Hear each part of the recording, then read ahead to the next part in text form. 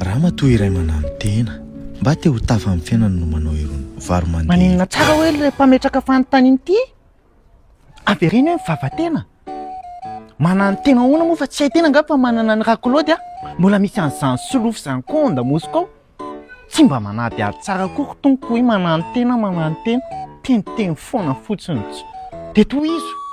Ary azaka zidiny ianao madama, raha matoa iray manano tena manana ny rakolody sy solofo ao an-damosiny ao mba te ho tafa amin'ny fiainana no manao irony varotr'entana mandehandeha irony.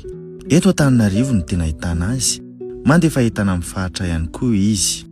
Azafady madama, sao dia afaka manao présentation tenanao ianao?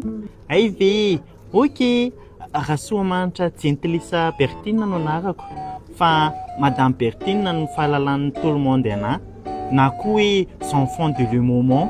Mipetraka eto tana za dia mananjanaka roa mianadahy. Inona zany ny asanao taloha? Kickboxing tena ikoizana mihitsy ny ahako taloha, tena hoe tsy azo ivalozany e, tena atahoran'ny killa noho io mihitsy ny ahako ary tsisy mahasamikitikitika anazy zany ny olona na lahy na vavy. Za zany tsy hoe miambo ahako fa tena tompony reto be mihitsy ny ahako taloha ary za tena rapida vivaviva be mihitsy mampiakatra ny tombontsi ery amin'ny tarehan'olona ery. Bonjour, au revoir. Fa amin'izao efa osa dia tsy afaka mampiasa vatana intsony ahako dia mivavaka sisa no entiko minantsanantsana etsy sy eroa. Coucou les enfants. Ay, manadala koa le zatovo. Dia rehefa tsy naomby intsony le kickboxing dia naleoko mivarotra tena tany anaty varotra mivarotra entana mandehandeha. Taramiko ny zazalahy. Fa iny kosa aloha tena mbola point fort mihitsy iny za mbola mitany mbola mijoro tsara iny. Rehefa tsy naomby intsony ho ahy le tany anaty kickboxing mantsy anao dia mivaralavo tany anaty fivarotana mivarotra entana mandehandeha ahako. Dia sady mivarotra entana mandehandeha ahako no mivarobava, mivarotena mihitsy aho zany e. Inona zany ny antony safidy na varotra entana mandehandeha? Ohatray fa inona koa zany fanontanianao zany? Tsy manam-bola ako.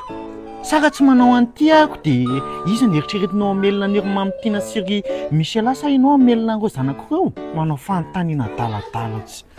Ity zao ity tovovavy kely ity killako avy any amin'ny faritra izy tonga mamangivangy anay eto Antananarivo. Mandeha ve ny tsena ndry ao? Aveza moa ndry? Faritra izy? Faritra Toliara. Ay, veriko ok. Ndana zay moa ty.